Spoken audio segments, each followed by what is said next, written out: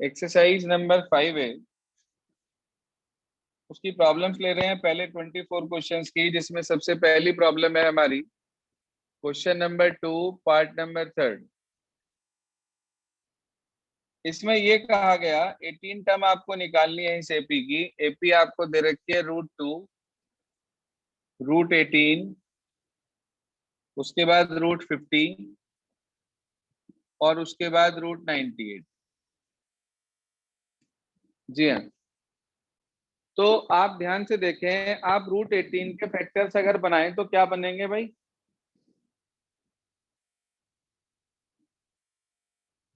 हाँ जी, √18 के अगर फैक्टर बनाएं 2 × 3 × 3 यानी कि 3√2 आ जाएगा। ये पहला √2 है, अगला हो जाएगा 3√2, उससे अगला हो जाएगा 5√2, ये हो जाएगा 7√2 एंड सो ऑन।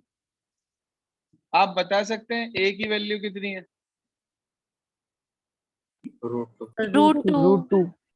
√2। डी निकाल लेंगे A2 - A1 करके, 3√2 - √2 यानी कि 2√2 आ जाएगा। ए आपको मिल गया, डी आपको मिल गया, which term we have to find? 18। हाँ जी, 18। तो 18 टर्म का फॉर्मूला अगर मैं लगाऊं तो वो होता है A + 17D। ए की वैल्यू √2, 17 × 2√2, 17 2 जा 34 √2 प्लस √2 यानी कि 35 √2 आंसर आ गया। चाहे आप यहाँ छोड़ दें, चाहे आप इसे प्रॉपर फॉर्मेट में लिख लें, जिस तरीके से हमारा क्वेश्चन था। जो 35 है इसे हम 2 बार अंदर ले जाएं, 2 पहले से अंदर है, मल्टीप्लाई करके जो भी आएगा वो आप लिख दें यहाँ पर और ये आंसर आ जाएगा। क्लियर है बेटा? क्वेश्चन नंबर 2 पार्ट नंबर 3 यहाँ भी छोड़ सकते हो आप, कोई ऐसा नहीं है कि ये गलत हो जाएगा, दोनों ठीक है। Either you leave answer at this stage और at this stage, both are correct. इसके बाद आगे चलते हैं। अगली प्रॉब्लम है हमारी क्वेश्चन नंबर 4। देखो ये जो क्वेश्चन नंबर 4 है, इस पर बेस्ड एक कंप्लीट एक्सरसाइज भी हमारे पास है। क्या कहा गया है इसके अंदर? Find the value of P for which the numbers this this and this are in AP, जिसके लिए नंबर्स किसमें हो? हमारे पास एपी में हो। अच्छा एक बात बताओ, अगर ये नंबर एपी में होंगे तो इनमें क्या चीज ऐसी होगी जो आपको मालूम है कि हाँ ये इसके अंदर लाई करेगा? Common difference. कॉमन डिफरेंस कैसा होगा? सेम। आपको दे रखा है 2p - 1, 3p + 1 और 11, ये लिखा है बच्चे, ये एपी में है। भाई ये टर्म एपी में कब होगी? जब इनका कॉमन डिफरेंस आपस में इक्वल होगा। आप कहेंगे कि above terms are in AP only when A2 - A1 = A3 - A2। Clear? तो A2 - A1 मतलब 3p + 1 में से आप माइनस कर देंगे 2p - 1 को, और 11 में से माइनस कर देंगे आप 3p + 1 को। कोई प्रॉब्लम इतने तक? No sir. इसे कैलकुलेट कर लो। 3p + 1 - 2p + 1 = 11 - 3p - 1। तो 3p + 3p 6p, 6 में से 2 चला गया तो 4p, 4p = 12 - 2, ये आ गया आपके पास 10, 10 - 2 8 आ गया हमारे पास, तो p की वैल्यू 2 आ गई। चेक करना आंसर क्या दिया।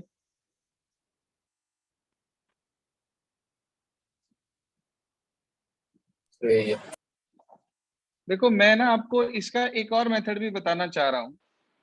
एक चीज हमेशा के लिए अपने दिमाग में फिट कर लें आप, कि कभी भी अगर 3 नंबर एपी में है, कंसेप्ट लिख लें अपने पास कि अगर कभी भी 3 नंबर एबीसी एपी में है तो इसका ये मतलब हुआ कि बीच वाले का ट्वाइस बाकी दोनों के सम के इक्वल होगा। ध्यान रखना, when the three numbers are in AP then the twice of middle term is equal to sum of the other two। ये वाला कंसेप्ट हमारे पास आता उसी से ही है, A2 माइनस A1 और A3 माइनस A2 से। भाई अगर आप A2 माइनस A1 निकालो तो वो B माइनस A होगा, और A3 माइनस A2 निकालूं तो C माइनस B होगा। B उधर जाकर ऐड हो जाएगा, A इधर जाकर प्लस का हो जाएगा, तो B plus B 2B equals to A plus C आ जाएगा क्या?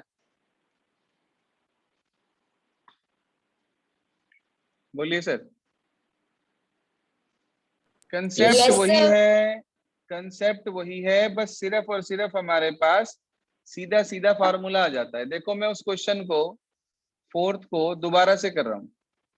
भाई उसने बोला 2p माइनस 1, 3p प्लस 1 और 11, ये मेरे बच्चे एपी में है, तो इसका मतलब बीच वाले का ट्वाइस यानी कि twice of 3p plus 1 equals to sum of other two 2p minus 1 plus 11।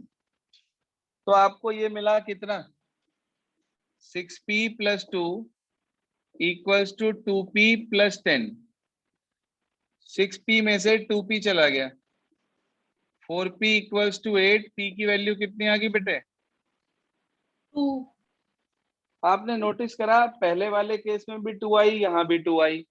मर्जी आपकी है, आप मेथड कोई सा भी अप्लाई कर लो, इससे कोई फर्क नहीं पड़ेगा, रिजल्ट आपको दोनों से सेम मिलेगा।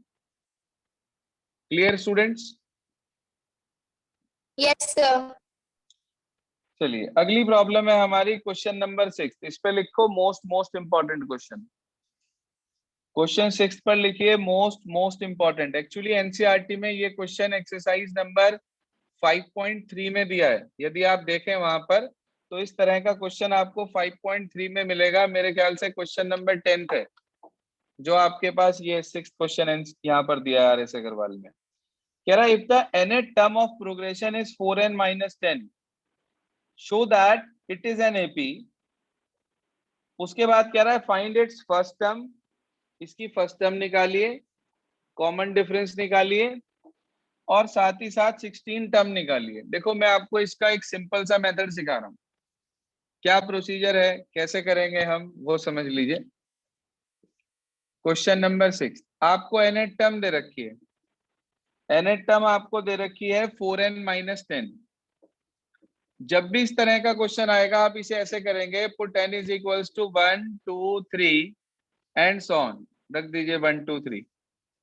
बोलिए सर अगर मैं n को 1 रखता हूं तो क्या वैल्यू मिलेगी?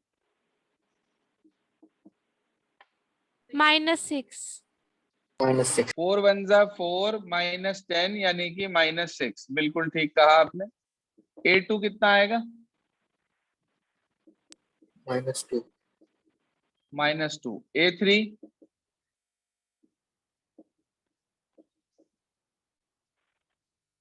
2 आएगा। यस। ये आपके पास सीरीज बन गई। आपको इसे AP दिखाना है। मैं समझता हूं कि आप सबको इसे AP प्रूव करना आता है। Yes sir. वही A2 minus A1, A3 minus A2। तो A2 माइनस A1 करा आपने, -2 में से माइनस हुआ माइनस का 6, तो -2 प्लस 6 हो गया यानी कि 4 आ गया। ऐसे ही A3 माइनस A2, 2 माइनस -2, तो ये भी 4 आ गया आपके पास। जरा चेक करना क्या दोनों की डिफरेंस सेम आई है?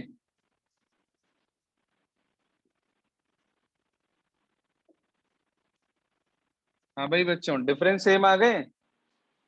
Yes sir.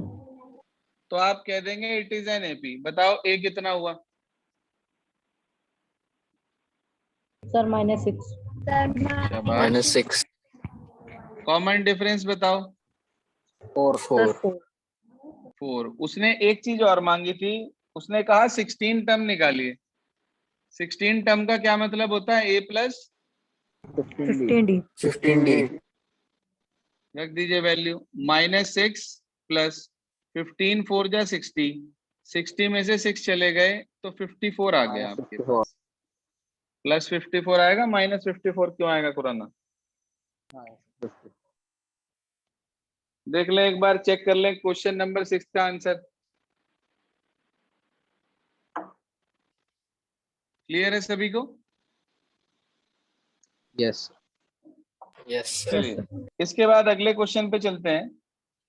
Question number 7th problem में था, मैं समझता हूँ ये बहुत सिंपल क्वेश्चन है। कह रहा है how many terms are there in this AP dash dash dash, ये दिया एपी 6 10 14 18 डैश डैश डैश 174। क्या करेंगे? हाँ जी, ऐसा क्वेश्चन 174 पहले को भी आ nth चुका। टर्म मान लेगा। बिल्कुल ठीक बात। 174 को nth टर्म के इक्वल रखकर n कैलकुलेट कर लेंगे। एपी आपको दे रखी है 6 10 14 18 डैश डैश डैश 174। उसने बोला इस एपी में कितनी टर्म है, हमें नहीं पता।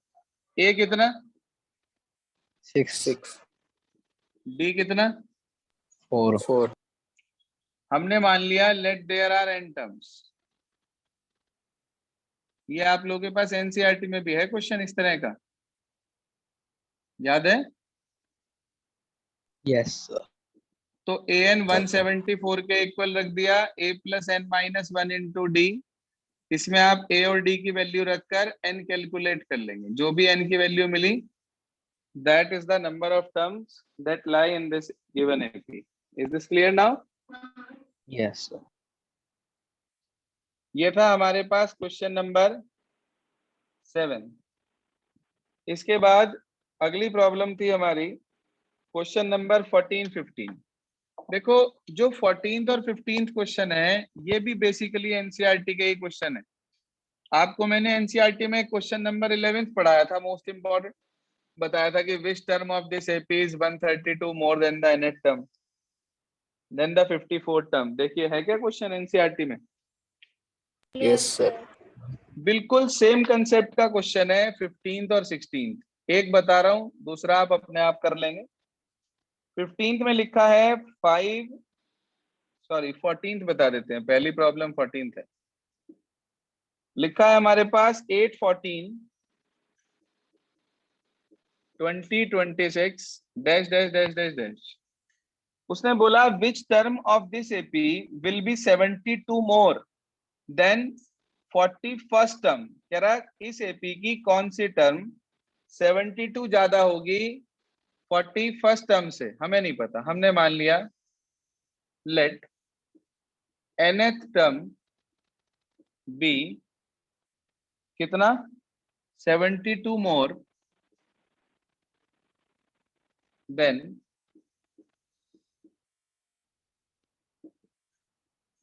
इस टर्म से। क्लियर है यहां तक? Yes, sir. तो nth टर्म ज्यादा है यानी कि an किससे, 41st टर्म से, यानी कि a41 कितना ज्यादा है भाई, 72। 72. आपको मैंने इसके मैंने दो तरीके बताए थे। या तो जो ज्यादा है उसमें से कम वाला माइनस करके इक्वल्स टू ये लिख लें, नहीं तो इसकी दूसरी प्रोसेस आपको बताई थी कि इसके अंदर इसे ऐड करके इसके इक्वल रख दें an के, तब भी आंसर आ जाता है। an में आपने फॉर्मूला लगा दिया a plus N minus 1 into D, और इसमें a प्लस 40d, बाहर माइनस है साइन चेंज हो जाएंगे, a से a कैंसिल। d की वैल्यू बताओ भाई कितनी है? 6. तो n minus 1 into 6 minus 40 into 6 equals to 72, और यहां से सिंप्लीफाई करके आप n कैलकुलेट कर लेंगे। बोलिए सर, क्लियर है बात? Yes. Yes, sir. तो ये आपके पास n की वैल्यू आएगी, मान लो n की वैल्यू 53 आ गई, तो आप लिख देंगे सो 53rd term is 72 more than the 41st term. Is this clear? Yes, sir. ये हमारे पास क्वेश्चन नंबर 14 और 15 दोनों ओवर हो जाते हैं यहाँ पर। इसके बाद अगली प्रॉब्लम है हमारे पास क्वेश्चन नंबर 16। देखिए क्या कहता है क्वेश्चन नंबर 16। क्वेश्चन 16 में उसने कहा if the 10th term of an AP is 52। 10th term का क्या मतलब, a प्लस कितने डी, 90. बस a प्लस 9d की वैल्यू 52 दे दी, और आगे बोला 17th term is 20 more than the 13 term. कौन सी टर्म ज्यादा है? 17। किससे? 13 से। 13th टर्म से। कितना ज्यादा है? 20। तो इसे कैसे लिखोगे आप? अभी बताइए बात मैंने आपको इस क्वेश्चन में भी। Sir an minus an A17 minus वो sir A17 A17 minus A13 equals to 20। ऐसा क्वेश्चन एनसीईआरटी में भी है आपके पास, भूल रहे हैं आप? एनसीईआरटी में जरा क्वेश्चन नंबर 16 पे नजर मारो, एक्सरसाइज 5.2 के।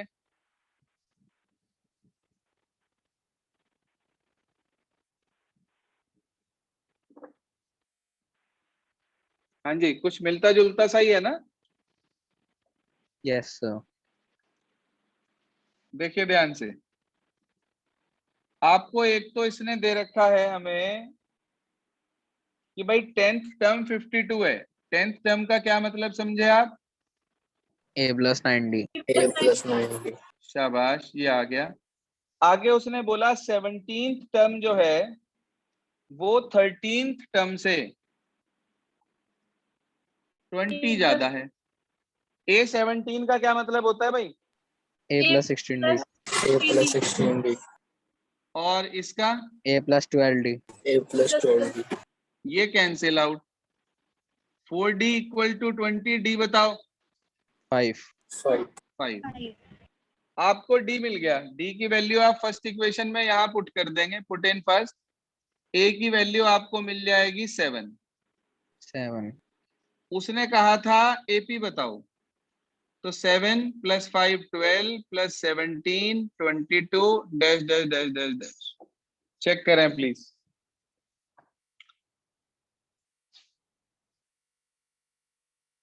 चेक करें भाई। तो सही है। तो ये आप लोगों के पास क्वेश्चन नंबर 16 आ गया। देखो इसके बाद हमारी अगली प्रॉब्लम है क्वेश्चन नंबर 17, 19 और 24। ये जो 17, 18 है ये एक्चुअली पुराने कंसेप्ट पर बेस्ड है। लास्ट ईयर एक आपने पढ़ा था टॉपिक, यदि आपको याद हो, मीन मीडियन मॉड। मीडियन का टॉपिक पढ़ा था आपने स्टैटिस्टिक्स में, यस बड़ा। कि अगर ऑड नंबर ऑफ टर्म्स होती हैं तो फॉर्मूला n+1/2 टर्म होता था, और अगर इवन नंबर ऑफ टर्म्स होती हैं तो उस केस में फॉर्मूला था n/2th term plus n/2 + 1/8 term और होल अपॉन 2। याद है? Yes sir. Yes sir. ये फॉर्मूला आपने लास्ट ईयर पढ़ा था। इस कंसेप्ट पर बेस्ड है कि ऑड में ये मिडिल टर्म होती है और इवन में ये दो मिडिल टर्म्स होती हैं। भाई ऑड में एक क्यों होती है? जैसे देखो ये 5 टर्म है, मैंने आपके सामने ये अपना हाथ रखा, 5 टर्म है ये। अब इसमें अगर मैं मिडिल पूछूं आपसे तो आप 2 शुरू की छोड़ देंगे, 2 लास्ट की, तो मिडिल टर्म एक रह गई हमारे पास, बीच वाली। लेकिन अगर 4 टर्म हो, 5 की जगह 4 टर्म हमारे पास हो, तो उसके अंदर मिडिल में कितनी बैठेंगी? 2 बैठेंगी। 2 yes sir. Yes, sir. Even even में 2 मिडिल टर्म होती हैं, ऑड में 1 मिडिल टर्म होती है। तो ये जो मिडिल टर्म है इसे निकालने का तरीका मैं आपको कल सिखाऊंगा, क्योंकि सुबह वाले बैच में भी अभी हमने यहीं तक की प्रॉब्लम्स ली हैं। 17, 19, 24 अभी हमने नहीं लिए हैं, तो वो हम कल कंबाइंड बैच में लेंगे संडे में। 17, 19, 24 ये प्रॉब्लम्स कल डिस्कस करेंगे with the problems of next 24 questions. आपका होमवर्क आज का है एक्सरसाइज 5A कंप्लीट करनी है आपको, जो भी जिसका पेंडिंग है। और कल का टाइम जो आपको नोटबुक शो करने का है वो मैं आपके ग्रुप पर अपडेट कर दूंगा कि किस तरीके से आप लोगों को कैसे कैसे आना है। क्लियर हो गई बात? काम क्या करना है? नमस्ते सर। ओके बेटा।